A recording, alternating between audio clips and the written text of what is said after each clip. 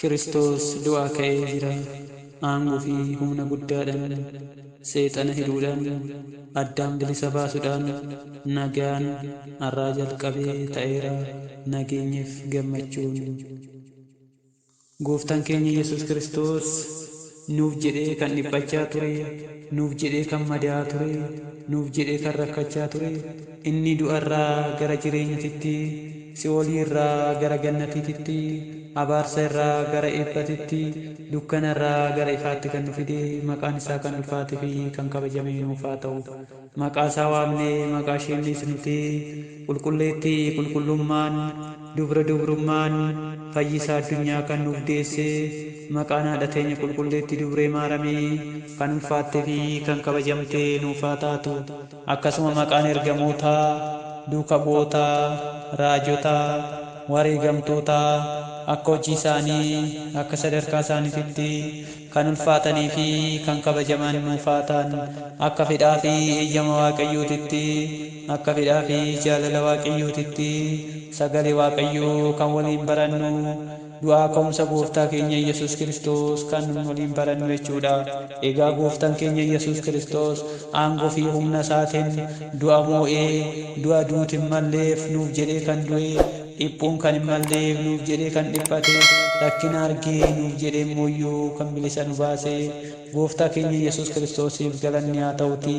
Egaa gaafa du'aa ka'ee yeroo jalqabaatiif maaramii ishee Magdalaawit kan itti mul'atedha jechuudha. Egaa isa kanaas wangeela Yohaannis boqonnaa 20 lakkoofsa 11-18 yoo dubbifne ni arganna jechuudha. Egaa Gooftaan keenya Yesuus Kiristoos yeroo du'aa ka'etti kan inni itti mul'ate tokkoffaa Maariyaam ishee Magdalaawititti mul'atee jira. Akkasumas dubartoota birootittis mul'ateera. Isa kanas immoo kan argannu wangeela Maatewos boqonnaa 28 lakkoofsa 1-10 yoo dubbifne dubartoota birootittis akka mul'ate kan nutti ibsudha jechuudha. Akkasuma qulqulluu Phexrositti illee kan mul'atedha jechuudha Gooftaan keenya Yesuus Kiristoos yeroo du'aa ka'u jechuudha.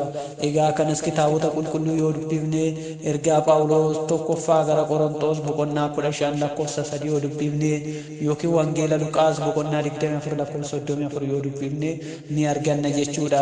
Egaa Waaqayyo Gooftaan keenya Yesuus Kiristoos yeroo du'aa ka'u akkuma Magdalaawititti, Maariyaam Magdalaawititti mul'ate, akkasuma dubartoota birootitti akkuma mul'ate, akkasuma qulqulluu Phexrositti illee mul'atee jira jechuudha. Akkasuma imaltoota Emmaa'usitti mul'atee jira jechuudha. Kanas kan argannu wangeela Luqaas boqonnaa 24 yookaan dubbisne ni arganna jechuudha. Gaafa guyyaa 8ffaa duuka bu'oota hundatti mul'atee jira jechuudha. Isa kanas kan argannu wangeela Yohaannis boqonnaa 20 lakkoofsa 24 yoo dubbifne gaafa guyyaa 8ffaa duuka bu'oota isaatittis mul'achuu isaa kan nutti ibsu jechuudha. Egaa duuka bu'ootatti qarqara lagaa Galiilaa irratti kan argame jechuudha. Achitti itti mul'ate jechuudha.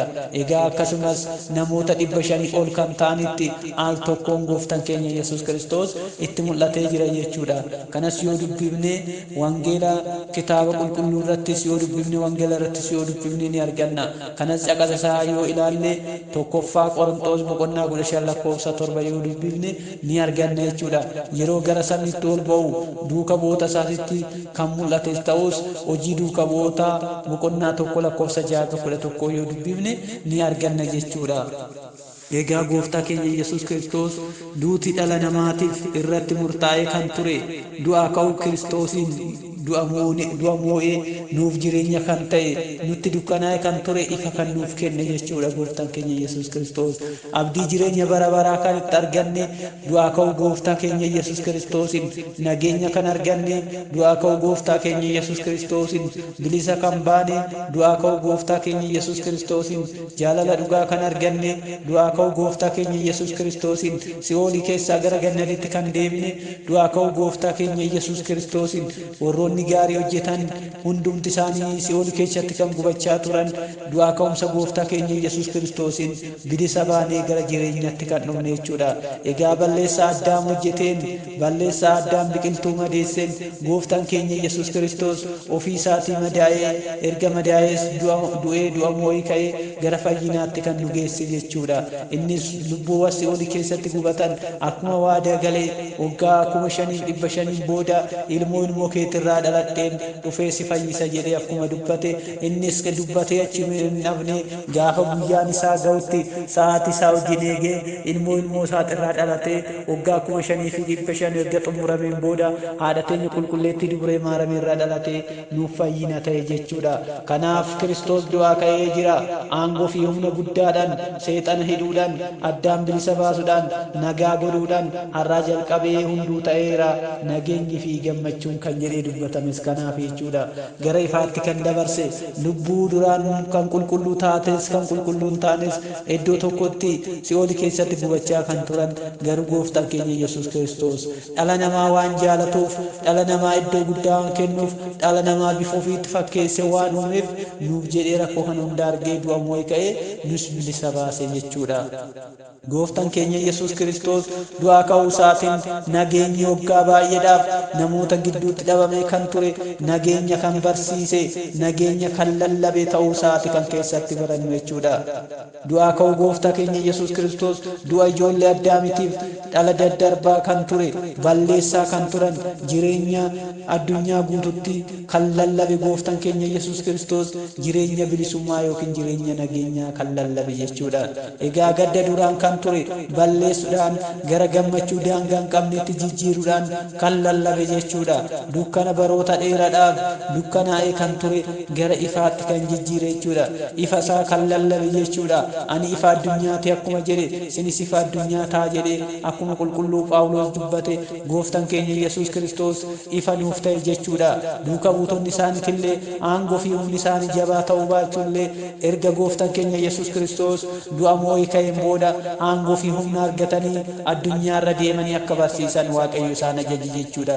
Gaafa gooftaan keenya fannifamutti tokkoon isaanii kan humna qabanii fi kan hafuura qulqulluu irratti jabaatanii qabanii jiran maaliif gaafa gammachuu wajjin oolanii gaafa gaddaa garuu wajjiniin kan hin oolle kan dhiyeessanidha jechuudha.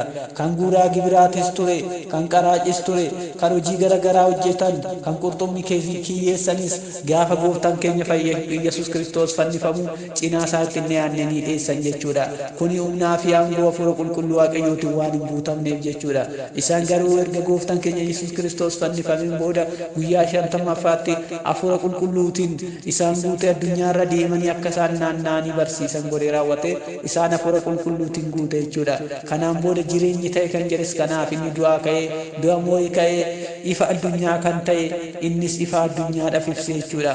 Kanaaf tokkummaa namoota gidduutti dhabamee ture kan tokkummaa isaanii labseedha. Jibba namoota gidduutti kan ture jibba isaanii gara jaalalaatti kan jijjiire ta'uu isaati jechuudha. Du'aa ka'umsi gooftaa keenya Yesuus Kiristoos jechuudha. Egaa du'aa ka'uun isaa ijoollee Addaam hundaaf gara jireenyatti jijjiirudha jechuudha. Egaa ijoolleen Addaam cubbuu waggaa dheeratiin badanii kan turan cubbuu waggaa dheeratiin hidhamanii kan turan garuu gooftaan keenya Yesuus Kiristoos nuuf jedhee du'a moo'ee ka'ee nuuf fayyina kan kenne jechuudha. Kanaaf gooftaan keenya Yesuus Kiristoos du'ee achi hin namne akkuma dubbate guyyaa sadaffaatti du'a moo'ee ka'ee du'aa erga ka'ees ijoollee Addaam hunda nageenyaaf kenne ijoollee Addaam hunda bilisa baasee ijoollee Addaam hunda nageenya itti horee nageenyaan akka jiraatan kan taasise jechuudha. Har'as gooftaan keenya Yesuus Kiristoos namoota badan gara mana isaatti deebisuudhaan namoota jecha isaan nageenya jecha isaa akka dhagaan goosisuudhaan inni obsaa waa hunda ta'ee inni nuuf jedhee dhibboo san hunda dabarsee jaalala inni qaraanii irratti nutti agarsiise nutis immoo jaalala keenya Kiristoos irratti agarsiisuu kan qabnu jechuudha. Gooftaan keenya Yesuus Kiristoos nuuf jedhee kan garafame nuuf jedhee kan dhiphate innis immoo dhibboo isaa yaadachuudhaan nutis isa gara isaatti deemnee akka jiraannu Waaqayyo nu taasisu. Du'aa ka'umsi gooftaa keenya Yesuus Kiristoos kan nageenyaa kan gammachuu kan jaalalaa kan tokkummaa nuuf haa ta'u. Amiin.